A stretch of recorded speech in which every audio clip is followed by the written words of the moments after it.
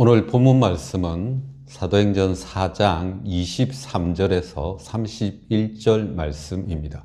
베드로와 요한이 공회로부터 풀려나서 그들의 동료가 있는 곳에 가서 있었던 일들을 이야기하고 또 더불어 함께 기도하는 내용 표현되어져 있습니다. 그래서 오늘 본문이 어떻게 보면 사도행전 2장에 나온 처음 마가의 다락방에 성령이 임했던 그 사건을 묘사한 것과 유사한 점들이 많은 것을 발견할 수 있습니다. 첫째는 2장에서는 하늘로부터 급하고 강한 바람 같은 것이 그곳에 가득했다라고 표현하고 있습니다. 오늘 말씀, 기도가 마친 후에 그곳이 진동했다라고 표현합니다.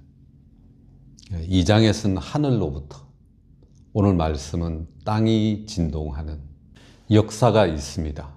모든 것을 만드신 하나님, 성령님께서 하늘과 땅에서 역사하는 기사와 표적을 행하셨습니다. 두 번째의 특징은 성령의 충만함을 받아 성령의 말하게 하심에 따라 말을 한다는 것입니다. 2장 말씀에서는 방언의 은사를 통해 각국의 다른 언어로 그들이 말하는 것을 보게 됩니다. 예수님의 약속에 따라 약속한 것을 기다리란 그 말씀에 따라 마가의 다락방에서 기도하던 사도들, 예수님이 성천하시면서 남기신 명령, 성령이 너에게 임하시면 너희가 권능을 받고 예루살렘과 온 유대와 사마리아와 땅 끝까지 이르러 내 증인 되리라 하신 명령에 따라 땅 끝까지 이르르는 그 명령을 행하기에 합당한 그 나라의 언어, 이게 어떻게 보면 서로 연결되어지는 그 목적을 위해서 성령의 역사가 행해지는 것을 깨닫게 됩니다. 오늘 말씀도 마찬가지입니다.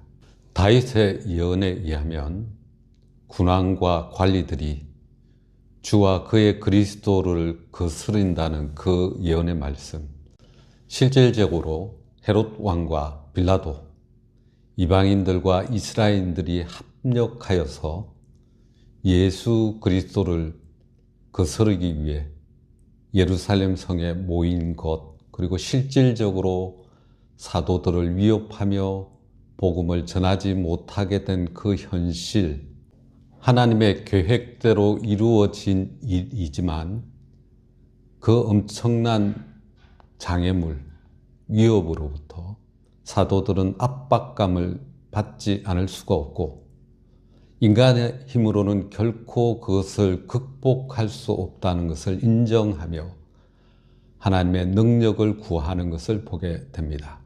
손을 내밀어 병을 낫게 하는 역사, 기사와 표적이 거룩한 종 예수의 이름으로 나타나기를 간구하는 그 간절한 기도, 그런 기도 후에 하나님의 말씀을 그들이 담대히 전하는 것을 보게 됩니다. 방언으로 땅끝까지 이르러 정인된 삶을 살도록 하시는 것, 또 담대한 마음으로 하나님 말씀을 전거함으로 그 어떤 위협으로부터 위축되지 않고 더 담대하게 말씀을 전할 수 있도록 성령의 역사하시는 것을 보게 됩니다. 여기서 우리가 깊이 생각해야 될 것이 있습니다.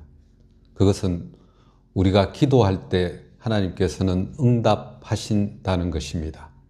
근데 그 응답이 때로는 정말 신기한 일, 초자연적인 일일 수 있습니다. 그런 경험을 할 때 우리는 그것이 마냥 신기하게만 여겨서는 안 됩니다. 하나님의 살아계심을 인정하는 그 마음, 그 믿음의 결단이 필요하다라고 생각합니다. 더불어 기도할 때 성령이 우리 가운데 임하셔서 우리 마음에 담대함을 주시는 것, 성령의 충만함을 주시는 것, 그것으로 우리의 삶에 만족하며 그렇게 머무는 것이 아니라 그 담대함으로 복음을 전거해야 된다는 것을 꼭 기억해야 합니다. 성령의 충만함으로 흔들림 없이 복음을 들고 땅끝까지 가는 그 마음, 또 앞에 놓여있는 그 어떤 위협으로부터 흔들림 없이 그 위협에 과감히 도전하는, 그렇게 복음을 전거하는 마음, 그 능력을 성령 충만함을 통해 얻게 된다는 것입니다. 땅끝을 가는 그 일, 혹은 장애물이나 위협으로부터 복음을 전거하는 이 일은 사실 인간의 힘으로는 할 수 없는 일입니다. 성령의 절대적인 도움이 필요합니다. 또 그 절대적인 도움 가운데 기사와 표적이 나타날 수밖에 없고 인간의 힘으로 할 수 없는 그런 치유와 회복의 역사들이 나타나야 합니다. 어느 시대나 복음을 전하는 것은 참 어려운 일입니다.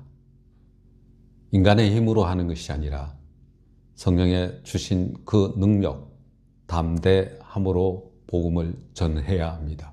사도행전 말씀 자세히 보면 복음 전하는 것이 최고의 정점입니다. 교회가 복음 전하는 일에 온 힘을 쏟아야 합니다. 예루살렘 교회를 보면 사도들이 말씀을 가르치고 기사와 표적으로 복음을 전하는 것을 보게 됩니다.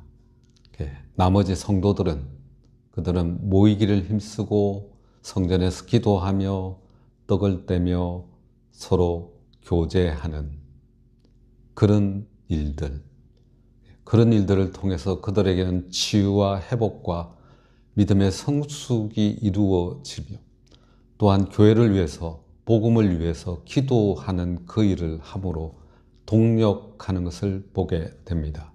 교회가 한 생명을 살리기 위해서 온 힘을 모아야 합니다. 성령 하나님도 그 한 생명을 살리기 위해서 우리에게 능력을 덧입혀 주십니다. 말씀을 맺고자 합니다. 위협 가운데 놓여진 사도들, 그들이 모여서 함께 간절함으로 기도할 때 놀라운 역사, 성령 충만함의 역사가 나타나는 것을 보게 됩니다. 교회가 함께 기도할 때, 교회의 목표를 위해서 더불어 기도할 때 놀라운 기적의 역사들이 나타납니다. 이전에 경험하지 못했던 그런 방법으로 성령께서는 역사하십니다.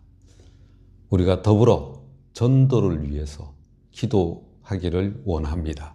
예루살렘 교회가 성령의 능력으로 기사와 표적을 행하며 병든 자를 낫게 하는 능력으로 그렇게 복음을 전했던 것처럼 이 시대, 전도하기 어렵다고 하는 이 시대 우리도 그렇게 능력으로 성령의 도우심으로 복음을 전하는 교회 되기를 원합니다.